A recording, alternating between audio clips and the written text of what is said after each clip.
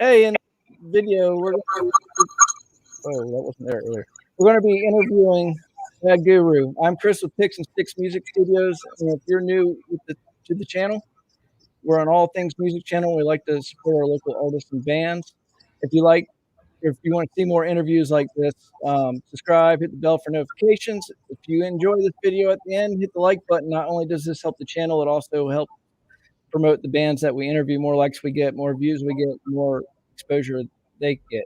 So this is episode number 17 of the Local Artists and Bands series, and I'm very excited to welcome to the channel Bad Guru. So, hey guys, how's it going? Hey, thanks for having us. Every time I do one of these in the beginning, there's always something glitchy or something, but hopefully that was good.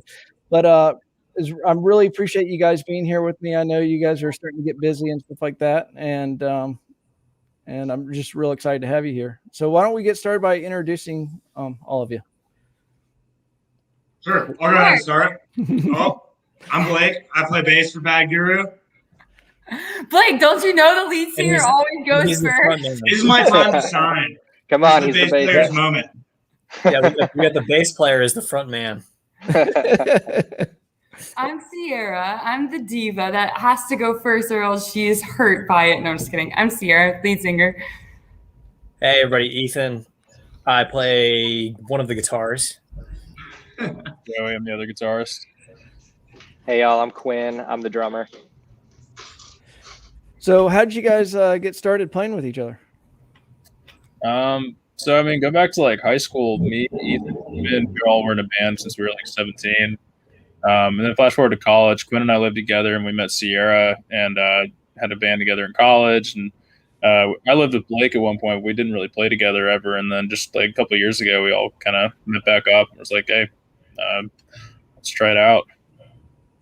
Yeah, 2019 was, I think, really when we started getting together again. I think summer 2019 was when we started just jamming, doing covers, and we did some shows as a cover band in 2019, and then COVID happened in spring of 2020, and then we became an originals band. So we spent a lot of time in 2020 writing and are happy to be getting back out. Yes. Awesome. How'd you guys come up with your name? Sierra.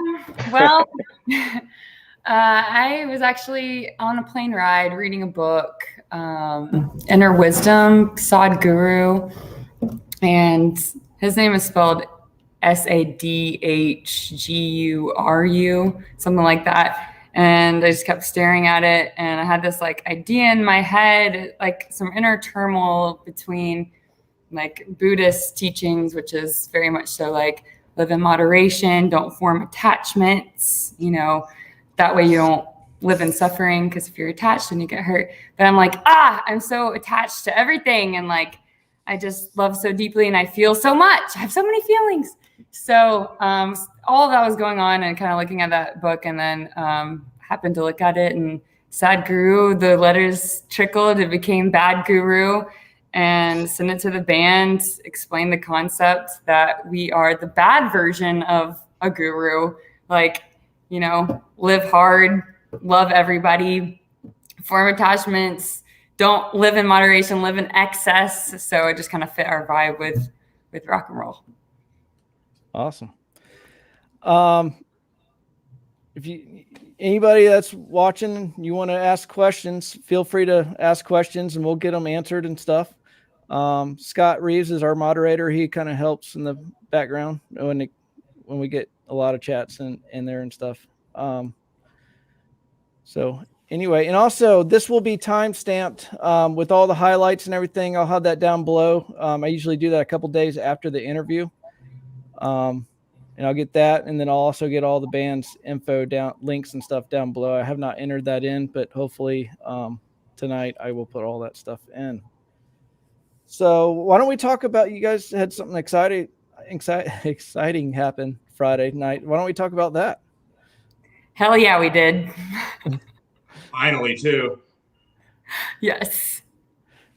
Yes. Masquerade happened on Friday last Friday. And I think I can speak for us all when I say we are all on cloud 9 from that. Still, the energy has not left our bodies from that crowd. And it was just an incredible experience. Everything went, lighting, sound, just beautiful experience. Yeah, it was amazing. First real show back, first time playing all originals, and it just felt great, seeing people in the crowd for the first time that know your songs and are singing along to you. So it was a killer experience, and exactly what Sierra said, I'm still on cloud 9. Yeah, I mean, we wrote all these songs like over the pandemic and recorded most of them like over the pandemic, and we never really got a chance to play any of them live. I mean, we played a private show the weekend before. But it's the first time we really got to take any of these songs we've been working on and put them out there and all at once. So I mean, that's kind of pretty cool. I think any band would understand that. How was it? Like coming back into it, not playing for a while, live on stage in front of an audience. Was it just like you left it, or honestly better? You appreciate it so much more. Yeah. Yeah, definitely. Yeah, it almost felt cathartic to like finally get out there in front of people after such a long time. And from a technical perspective, we got out there and kind of hashed things out the weekend before, so it wasn't our very first time back in front of people, which was good, but it felt like a real show for the first time. Yeah, we got to get the jitters out a little bit, and then just the energy basically the whole week leading up to it. We were all so excited. So we were just ready to get up there and start cranking. Yeah. I mean, looking at the crowd, like I thought maybe I might get nervous out there. It's been so long, but it was like 200 some people are out there, and I just couldn't have had more fun, honestly. Yeah, and like we have been practicing, just playing by ourselves for like a year. So finally being able to get up on stage just felt incredible. That's awesome. Being on stage, what's one of the funniest things that's ever happened on stage? It could be in the audience or on stage. We had a few weird things happen at this. Yeah, for one, some of my rugby teammates thought it'd be fun to show up wearing bald caps in the crowd. That was awesome. I was wondering what that was. I was like, oh. Also, someone handed me like a White Claw to chug that was like almost this full left, and it was basically just backwash. So that was fun. Ew. Yeah, and then some girl came up at the very end and gave me a broken plastic rosary and said it was for good luck. So I don't know. There's a lot of weird stuff going on there. Good luck after the show. Some person asked me, some kind older gentleman came to me and said, are you single? Because my son needs a green card and he would love to live in the U.S. What? I was like, I see what you do. How much money do you have? That's bold. That's hilarious. Hey, anybody watching, let us know how the audio is. It sounds pretty good on my end. But yeah. Let's talk about the pandemic and what, like, something positive that's come out of it. That'd be awesome. Our album. Yeah. Release date TBD right now. It is finished recording, but with all of quarantine, we really got to just not ignore, but not stress about learning songs or covers for shows, and really just dialed in on all of our original stuff. Really tried to get creative, and we just patched it out for hours in our basements, and basically started with 1-2 songs, a couple ideas, and finished a whole album. So we're super proud of that. I think another cool thing that seems to have come out of this and like kind of developing right now, all these bands like Half Hot and all these other bands that came up and talked to us at the show, like Misty Eyed or Mudbrain or whoever, people we'd like seen popping around, like doing homebrew and stuff like that, seem to really want to finally like meet each other and actually kind of get like a community going. That's awesome. Yeah. Yeah, not just know each other through Instagram. Yeah. I don't necessarily know what the state of Atlanta's like, rock scene was like prior to us kind of hopping in, but like, it seems like people really are trying to make the extra effort now to like, befriend each other, come support each other at your shows. Like we've definitely come out. We went to see like 7 Year Witch at Smith's. We went to see Ugly Smile. There's just a lot of like small bands just like us that are just kind of playing all these random shows, and it's pretty cool when everyone kind of comes there and headbangs along. That's awesome. Yeah, it seems like I've noticed that on my end, like just all the bands seem like they're out to help each other, and there's a lot of support out there, and it's really good to see. It's kind of Yeah, it's just good. So this might be inside joke or something. I don't know. Do the chickens have large talons? It's from Napoleon Dynamite. Oh, I should. Yeah. You need to mute him. Sam, be quiet. Yeah. Yeah. Eat your meat, Tina. Was it Tina? Yeah, eat the food. Eat the food. All right, so let's go into the writing process since you were talking about that during the pandemic. That kind of helped out and stuff. Yeah, I think our writing process is we take sort of a very long-term approach to writing individual songs. And I think that is maybe in contrast to how some people do it.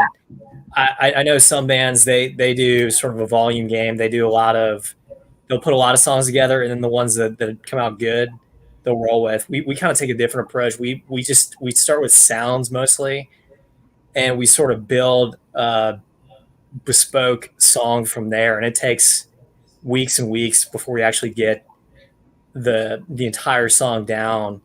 And we sort of craft each individual song with through a lot of trial and error, so to speak. And we don't do when it's done, we keep it. We don't do a lot of writing songs only to shelve them later on. Yeah, no, we definitely start out very like riff based and stuff, and I mean we'll jam something for a long time. I mean months, and then forget about it, come back to it, whatever, and really try to get like everything we can out of it, so that it's not just kind of coming off as like I don't know, unoriginal, or like make sure it has a hook, make sure it's got that like earworm to it, make sure something's actually very catchy and like fun to play about it. Also because like you write a song, you record it, you go play it at shows, you're gonna have to play the song all the time, so you better hope it's something you actually really enjoy doing.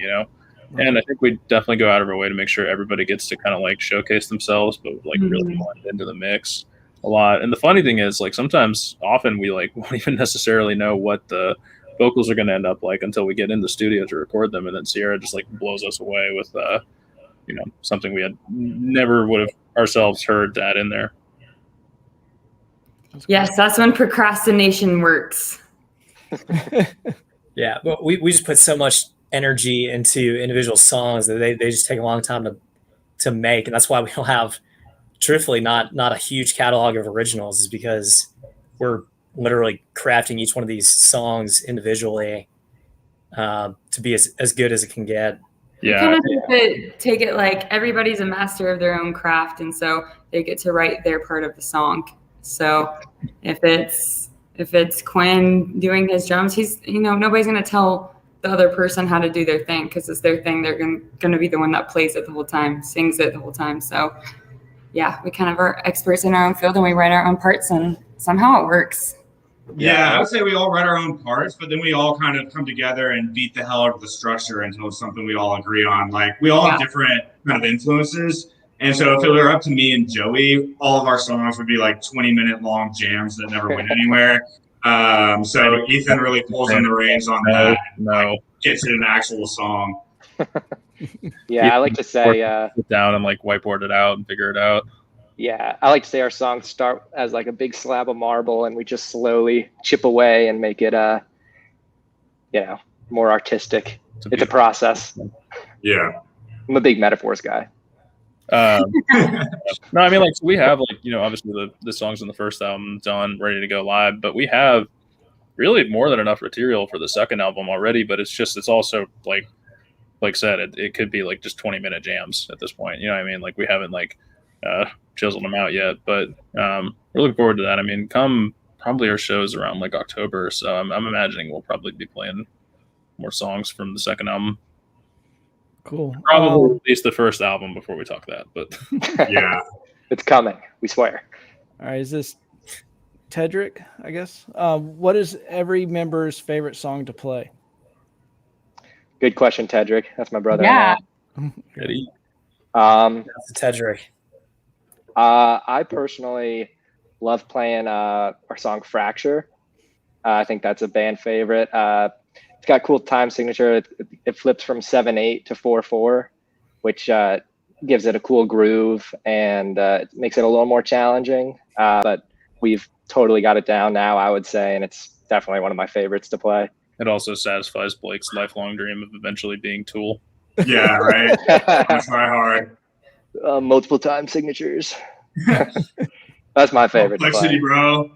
I would say my favorite to play is probably Ashamed. It used to be Fracture, but after the Masquerade, definitely Ashamed, because that seems to be the one that everyone gets really into. It's catchy, it's kind of short, and it's just rocking out. It's not too crazy complex, so it's so easy to just like have fun and let loose on that song. Yeah, I do love getting to write some slide guitar on that one. This would probably be shocking to everybody, but my favorite is Mama Said. Oh, what? You're kidding. Yeah. They Yeah, literally that's never have a conversation with me because I'll just be playing that the entire time that we're practicing. like I have it like ingrained in my brain. Like the intro is like dun, dun, dun, I hear it when I sleep. dun, dun, dun, dun, dun. And it's like Joey would play it after every song. It would be and into Mama Said, and into Mama Yeah. Said, and into Mama Said. So Oh, this would work well into Mama Said. Important to Yeah. practice. yes, but Mama Said's also my favorite. And performance-wise, though, like you would think your favorite song would be your favorite one to perform, and it is because it like Mama Said like tells a story, so I can like act it out and like be creepy and then be raging. But I gotta agree with you, Blake. Ashamed, the crowd It like was hype. they were getting hype, so that was a close tie for me to performance-wise. Yeah. You know what's funny? No one ever taught me slide guitar, and I never really practiced it or even really tried to do it before we wrote Ashamed. It was the first slide guitar thing I ever did. And it's funny because, like, you know, you get playing something live and you start, like, banging around, and if it's just, like, chords or you know, single notes or stuff, you're very used to, you know, jumping around doing that. When I was doing the slide for the first time, like, live, I was realizing, oh, my God, I'm, like, missing the entire strings because I'm just, like, headbanging and just, like, oh, it slid right off. You know? Yeah. Well, were you using the wine top of the No, I wine was bottle? not using the wine bottleneck. I instead chose the one that I stole from Ethan in high school. Nice. Yeah, Ethan. all your songs are really great. I think Medusa is my favorite right now, though. I don't know. It's just, I don't know. It's simple. I love the lyrics are really good. So Or the vocals. I mean, you know, it's good. the funny thing about Medusa is our high school band, back when I was playing bass, Ethan used to play all the guitar like riffs for that song as an entirely different song. And then Ethan and I sat down one night and we were like, yeah, what if we brought country song back and reworked it into Medusa? Pretty much right then and there, the whole structure and everything. I don't think it's really changed. That was the first song we wrote together. That was the original. Yeah, Yep. it was. It was the first one. Yeah. So I like Grapes fans and Final Leather Seats. We call it Grapes for short. It's just it's kind of in the same vein as Ashamed. It's just a good, fun, hard rock song. We use it to kick off our show on Friday. And it's just a good, high energy song with a big guitar solo, which I appreciate. Ethan, Yeah, it was killer starting the show with that. Ethan had like a little guitar solo intro that we did. And then Joey and Quinn went into that intro riff and drums, and instantly the crowd recognized it, and it was just hyped to start. It was killer. Mm-hmm. That's Yeah. awesome. I really wanted to be there. I wish I could have made that. there'll be more. Next Gotta time, yeah. get out to our next one, Pigs and Peaches in Kennesaw, 8/20, Oh, nice. August 20th. And that's a lot closer for me too. There you go. There you go. This might be a heated question, but Not me. Can we do everybody? Yeah. Yeah. I think everybody is the real answer. Everybody except all for Ethan and Quinn, you're usually on time. I think Yeah, I'm notoriously late for everything. Yeah. Practice probably is worse. Is that a true statement? Yes. Okay. practice at 8 means like we're actually going to start at like 9 p.m. Yeah. Yeah. That's Like if an we hour skip delay. the fun chat and hanging out. Which we don't. These are great questions, guys. Thanks so much for doing these questions, and keep them up. And also, don't forget to hit that like button. It helps, helps channel and helps promote these bands. So my goal is to get more and more bands in here and have some repeat ones and everything. And this is a lot of fun. And all right, so yeah, so that stage last night was Friday was interesting, huh? So who are some of your biggest influences? we all have pretty different music tastes for the most part. Recently, we've kind of shared some new discoveries over the last year or two and gotten each other into some different stuff. But for me personally, I'm a big like Tool, Black Sabbath. I listen to a lot of Primus, which I haven't sold anybody else on yet. They think I'm crazy for listening to them. Rush. You're a basic to them. Those are my big ones.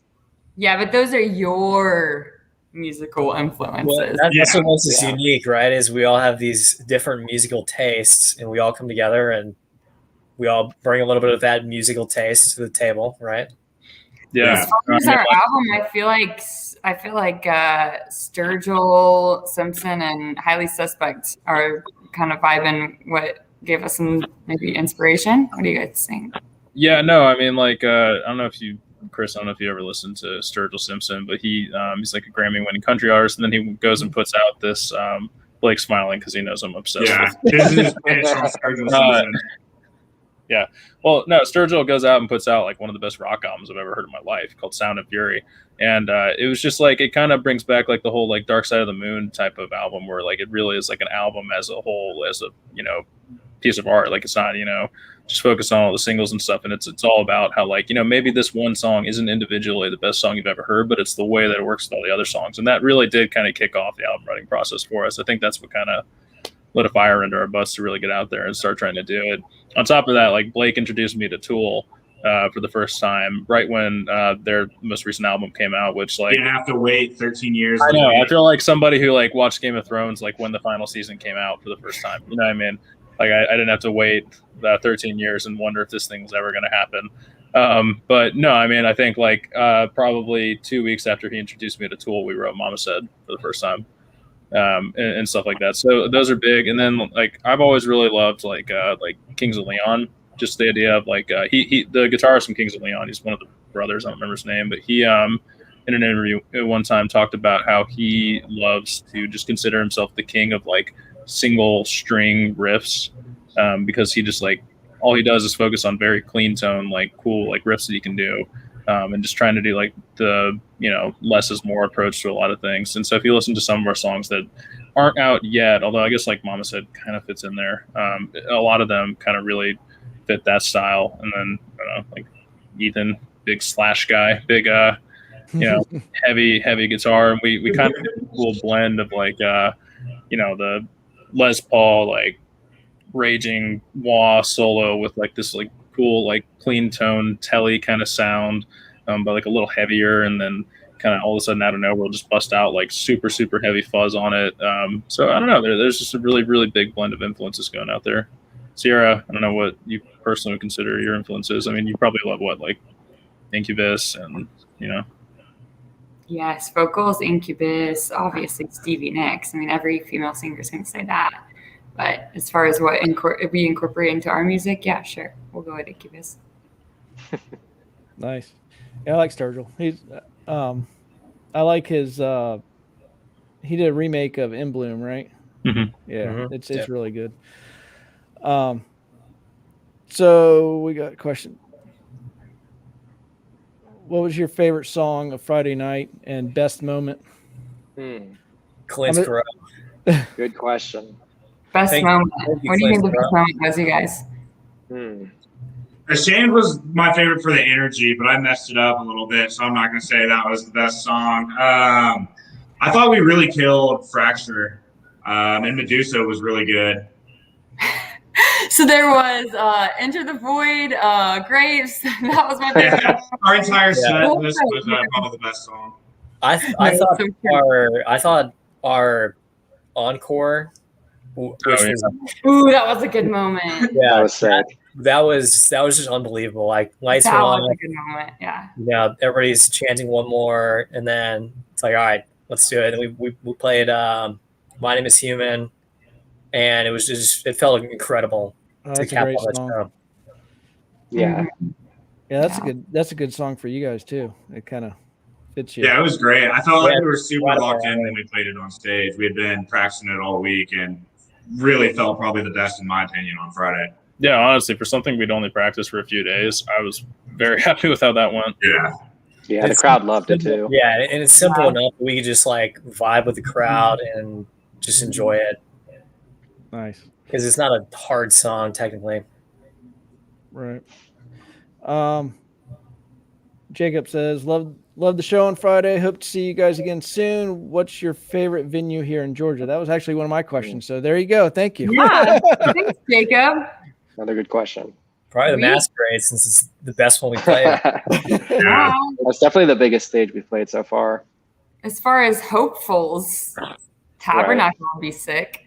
Yeah. I love the Basically, all of Tabernacle. the staples like Tabernacle, Masquerade was a big one off the list. Probably not ready for State Farm yet.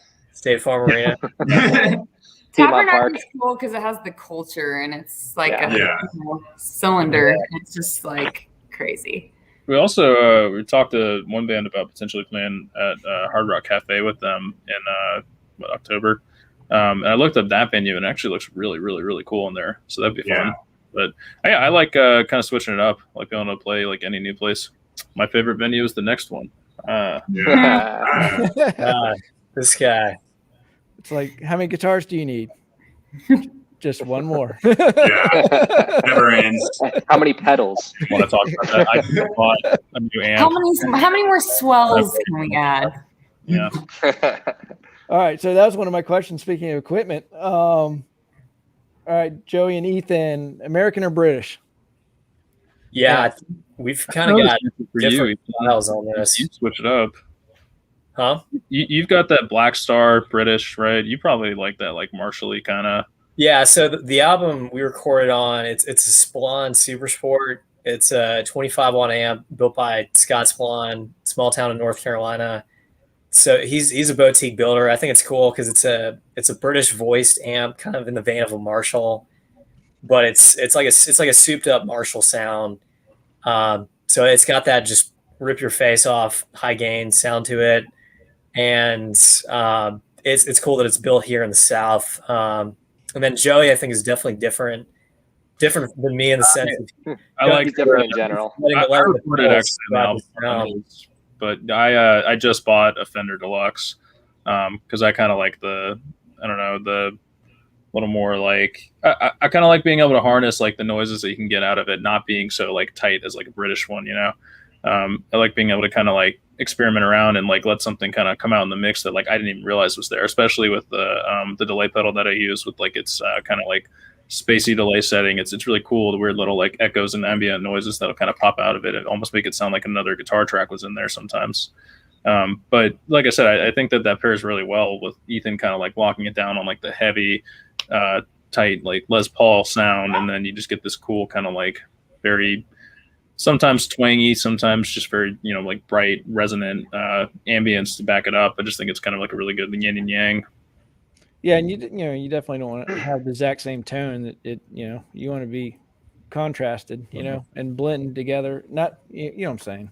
Yeah, you got two guitars. You don't want both guitars to sound exactly the same. It's more unique the way we do it, where Joey's more letting the amp be a platform for the pedals, and I like running pretty much everything through the amp and just letting the overdrive of the amp do most of the heavy lifting.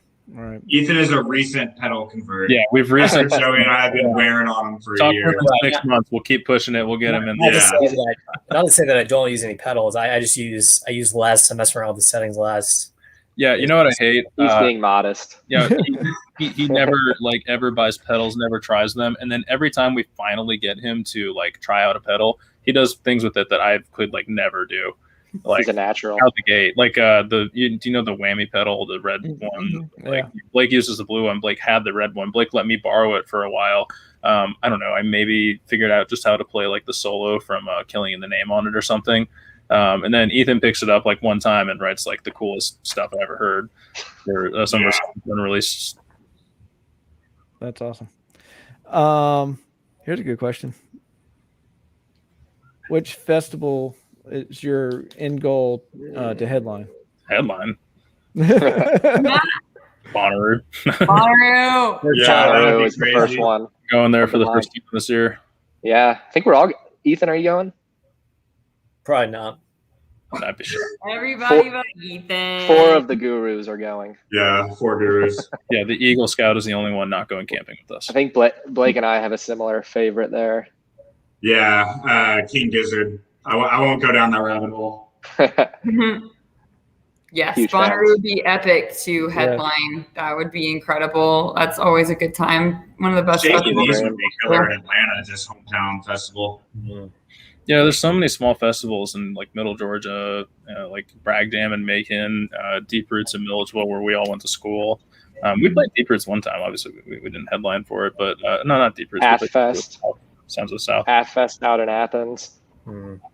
Yeah, the big land ones would be cool, just since that's where we're from. We definitely want to try to get on those tickets. So working our way up. Masquerade was a start.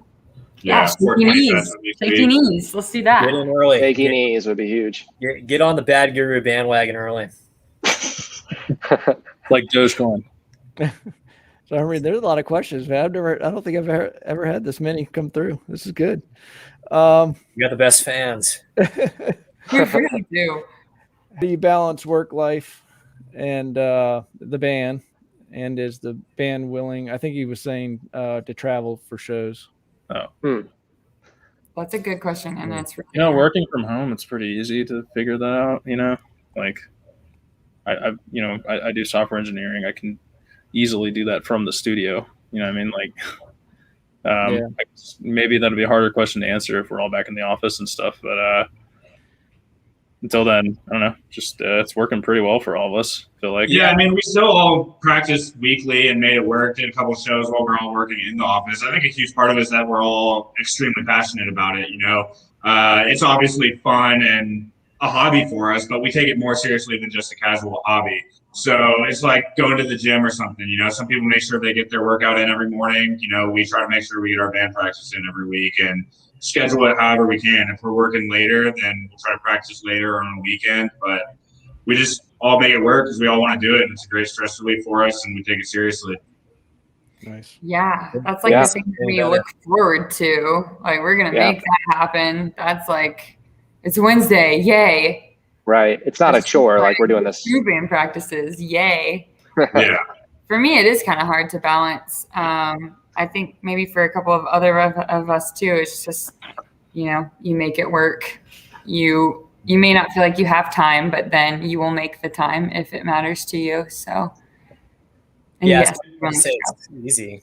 It's stuff like Blake said. I mean, I think Blake said it perfectly. Like, you gotta do it. Yeah, and like there's definitely times where I don't really want to go. Like, I'm tired. I don't want to drive there. And then 10 minutes into it, we're playing a song. I'm like, what was I thinking? Like, this is I know. That's exactly so true. You're like, oh, this is exactly where I need to be right now. Yeah. And yes, we're willing to travel for shows. Yeah. We want to play an Austin tour. We want to play in a tour out there. So that would be fun. That'd be awesome. I probably won't go to that one though. Start playing a little more around like the Southeast. Somebody said the best fan. Oh, because of all the questions and all that. Definitely. Oh yeah, we really have the best fans. That's our manager and general counsel, Olivia Bowman. This sounds a little biased right here. She might be a little biased. Who's the best in the band? Is it Quinn? I think that's fact. I think that's a fact. I mean, I didn't say it. No context. We kind of already answered or asked this question earlier, but there's kind of another part. We already talked about influences, but how about your favorite bands, I guess? Well, Red Hot Chili Peppers. Yeah, I was going to say for me, I've always been a huge Red Hot Chili Peppers fan. Also, Rage Against the Machine. Love them like ever since I was a kid. More recently, I really like Tame Impala, so a little bit different style. Queens of the Stone Age, another one. King Gizzard. Blake and I are huge fans. I like to try to keep fresh music. I don't always like to listen to the same thing over and over again. But that's what Blake is the first person I ever really was close friends with that listened to the same stuff I listened to growing up, from the time I was elementary to middle school. Bands like AFI. Right. Or some harder kind of bands back in early 2000s and stuff. That was perfect timing. That was amazing. I was thinking about that recently, actually. I don't know. I feel like there's this band called Thrice. and I was obsessed with them. It was my first show I ever went to. I was thrice at Heaven at the original Masquerade. When I was 13, my brother took me there for my birthday, and I listened to them again recently. I was listening to them at Blake, and I was like, I probably don't give them nearly enough credit for how much they influence like everything I do, because sometimes I think it's funny how like I will just keep playing a riff through like the entire song or something, or fun like normally you would think like, okay, this is where you're going to play like some power chords or some palm muted chords or like anything like that, or like picking through a chord or anything, and I never really try to do that. I kind of try to come up with like what is like a cool thing I can add in the background constantly, but not like upstage the singing or something like that. And I don't remember the name of the guitarist from Thrice. It's like Tepe or something like that. But if you listen to their songs, it's just exactly what he does the entire time. He just comes up with these really cool, really experimental riffs that he plays through the entire song, using all these different effects and like sitting down. And they're very, very experimental band. They came out with this album when I first listened to them. That was extremely conceptual. It was 4 different mini albums in 2 releases, and it was like Earth, Air, Fire, and Water. And every one of them, they tried to like sit down and think about like, okay, what does that sound like? Like what would if I wrote an album that was like Fire?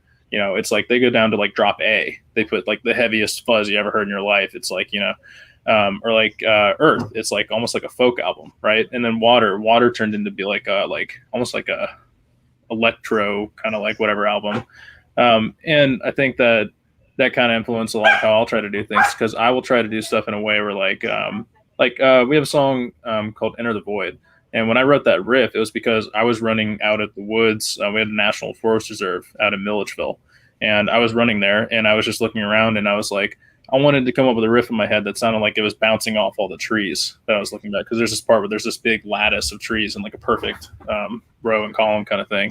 And so, yeah, I think that they really influenced me to try to like look to like, what's around you rather than just trying to like sit down and force out some kind of riff. Is that the dog? Yeah, there's a lot of stuff. That's awesome. This sounds like a Scott Reeves question. He always asks questions like this. Moe's, Willy's, or Chipotle? It's a good question. Willy's all day. Frito burrito, baby. Willy's is better. I eat Chipotle way more just because there's one more convenient to me. I feel like I've been on the Willy's train. The Moe's. Oh, what? Dude, What'd you say, Joe? Moe's was there for us when we were in high school. Yeah, I know. Moe's has a place in my heart because it was the high school go-to. Yes. It's the OG, but I've converted to Willy's, I think. It's time to grow up, you guys. Yeah. That's a good question by Jacob. Thanks, Cooper, for that question. Any local bands you're looking forward to playing with in the near future? A lot. So many. At the Masquerade, and I would really love to play with Mudbrain. Talk to them a lot about it. Misty Eyed, talk to them for a while.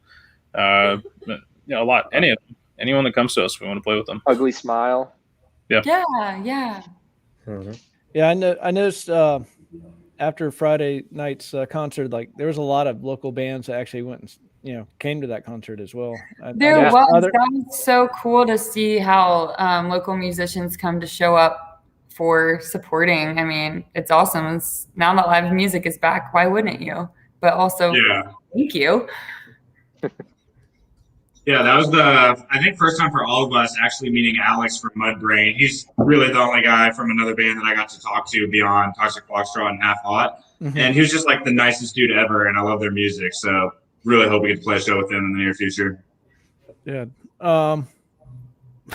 People are asking about dressing now.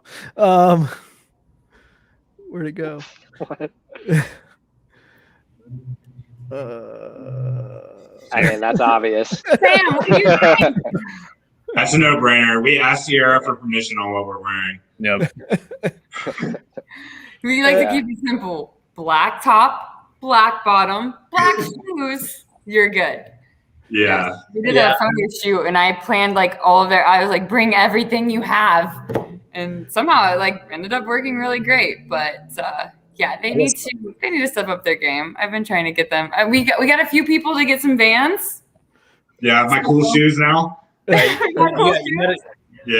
got to think about this question in the context of the band and being on stage versus just like everyday life, right? I'm the worst at both. The same. See, my everyday wardrobe is different than my stage wardrobe. Business casual.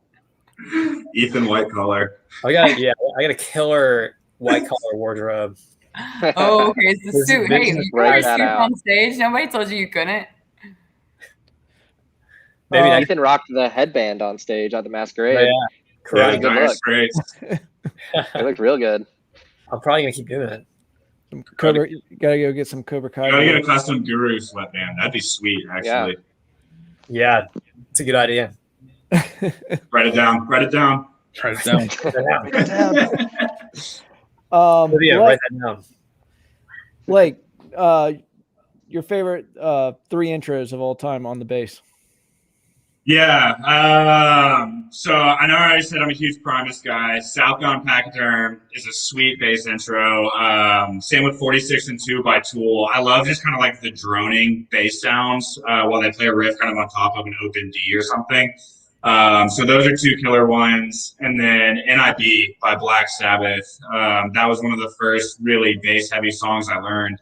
Before that, it was a lot of Blink-182. Honestly, Pink. So What by Pink was one of the first songs I learned. But NIB by Black Sabbath kind of opened the door for what you can do on a bass and kind of take the lead as it. So those are probably my 3.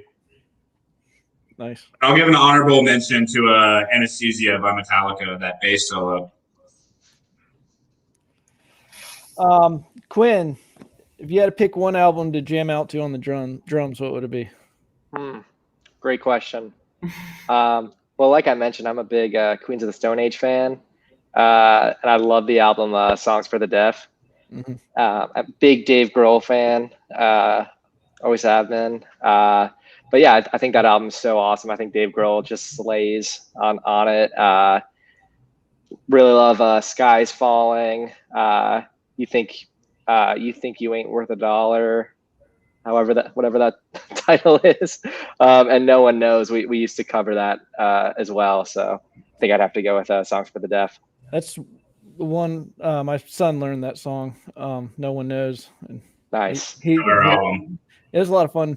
I mean, I didn't play. He played it, but I think he had a lot of fun playing that one. Nice. Oh, it's a blast. He likes the things that have a lot of movement on it, like that. Like In Bloom's got a lot of movement. 3 and 6. Another Dave Grohl song. I mean, he's a legend. Yeah. Sierra, if you're out with friends and you're at a karaoke bar, what song do you pick? Usually, well, when we were a cover band, I was like, Another Day. But now it's a little bit different. Probably whatever I had as an earworm at the time, because I have this weird thing where I just like get songs stuck in my head constantly. Right now, Burden in My Hand by Soundgarden's been playing on repeat. It won't stop, but it hasn't got annoying yet. It's just been delightful. So maybe either whatever is going on in my head or something like some sort of Fleetwood Mac, of course. No pressure for that one, just because it's karaoke. Like I would never cover that because, Fleetwood Mac. But karaoke, like why not? Of course. Dreams. That's a good one. Quinn, favorite drum solo? Man, Sam's got a ton of questions. I mean, anything Neil Peart. I mean, obviously he's the master. Absolute king on the drums. Sam, we already asked that question. So after we're done, go back to the beginning of the interview and we'll listen to it. Your favorite cover song? Oh, yeah. You might have a new one, right? Yeah, my favorite, we don't really do anymore, but it was Back Against the Wall by Cage the Elephant. I'd never really listened to them before I joined the band, and that song, and In One Ear as well, blew me away. And I was like, this is crazy energy and just gets me so amped up. So that was a really fun one to play for me. I think for me, just because we've been doing it for so long, Everlong, Foo Fighters. I mean, me and Quinn have been playing that together. I don't even know how many times Quinn and I played that song together, So it's just always really fun. It just kind of brings me back to when we were in like high school. Yeah, I would say Possum Kingdom. That one is a blast to play. Yes, I concur. Jason said you guys killed this weekend. Hey, thanks, Thank you, Jason. Jason. Man, Appreciate it. shouts. So let's talk about your music. You know, your last one was Medusa. It sounds like you were talking about an album as well, right? So, yeah, let's just get started. Medusa, I had a question. I don't know why I asked this one, but like, how long did it take you guys to record that one? Actually, a really long time. We recorded I it felt like twice. we did that one. Yeah, we recorded it one time at the first studio we were recording at, and I think we thought it was maybe just like too fast or something after listening back to it. And then we kind of got inspired to go to a new studio and just hash out the rest of the album there. Did that one take a really long time? I thought we kind of got that one in one go once we got to the second time. Yeah, I mean, I think generally our songs, they take, we record two in one day, we'll mix two in a day. So, I mean, by that math, one song takes about a full day worth of work to get it to the mixing stage. Right. But I mean, we can get in there and record a song in a morning. I think Medusa, we got in there and recorded it in just like a half a day. If you think about the timeline of Medusa, that is like It was when like we last first June. got together, and we just finished it like last weekend officially. So it's been a process for sure. Yeah, it depends on how you measure it for sure. Yeah, That's what I did. I OG. say? I meant to say Medusa. Did I say Bad Guru, or did I say Medusa? No, you said Medusa. Okay. I just all of a sudden was like, did I just say how long did it take to record Bad Guru? no. What is it? It is a self-titled album. I'm starting to second. It's like I'm trying to read all these things coming in on the right. And Well- I'm like, okay, what did I just say? That is the album name, right? Right, y'all? Self-titled album, yeah. So Official album There you name go. release. wow, there it is. What'd you say? Third world now. Bad Guru is going to be the name of our first album. It was self-titled. So I was just joking. Official release of that. Yes. Right. When, It's the first so, week one. End of summer will be in your ears. okay, that's what I was. I'm like, are you saying a date? Or are you not? Okay. We don't have a date yet. Yeah. Okay. As soon as possible. Yeah, we're setting it all Close. how to get mastered. Awesome. So, how long have you been working on that? I mean, we started recording this 6 months ago, Nice. so it's been a process. That's when the work band balance does come into effect, because 6 people schedule, including the person that produced our stuff, Kevin Sellers. It's a lot to try to put together. So Right. Will it be all new stuff, or is there some of your singles that you've released on there as well? Or The singles, It'll be the 4 singles and 5 new ones, I believe. Yeah. nice. About 40 minutes. Wow, that's going to be epic. I can't wait. oh yeah, it will be. It'll be cool too, because like Joey mentioned, it's one of the reasons it took us so long to write it is because it's all sequential. Like they all tie together. Right. So that's Story. yeah. You got to listen from the start to the finish. I was going to ask this kind of stuff at the end, but people already asked, so I'll just go ahead and they want to know where they can buy your merch. Well, that's a good question.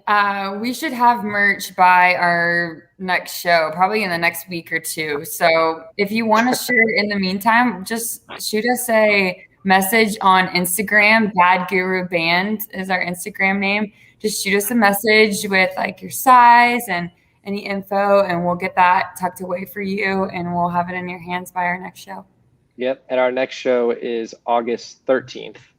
It's in Douglasville. We'll have more info on that, but it's gonna be killer. Cool. Yeah, check our page. So back a little bit to the album. So out of all the songs that are going to be on the album, what was your favorite one to record? For me, I would say, again, Fracture, just because we kind of went into it thinking, oh man, this is going to be a pain to record because it's more complicated. And, it was kind of hard to get all the timing down and everything for that one. But we went doing a song that changes time signatures to a metronome and getting do it. It was tough. The click track that was that was fun. It was tough. We did actually figure it out pretty quickly, but in the studio, yeah, we actually nailed it. Like it was tough to practice it on our own, but in the studio, like it was one of the quickest ones, I think. It's always fun. And that was one that we all really thought the instrumentals were like killer and the focus of the song. And then we heard Sierra's vocals and it completely stole the show and like blew the roof off. So that one was awesome. Just like really exciting to hear it every time we got it mixed or made changes to it. Cool. It's my little present to you guys, a little surprise. Yep, and that's obviously a new one. So yeah, that one I took some grappling with as far as vocals, but you're right. Like once it clicked for us, once we got in there, aka it was like butter. Yeah. Mm-hmm.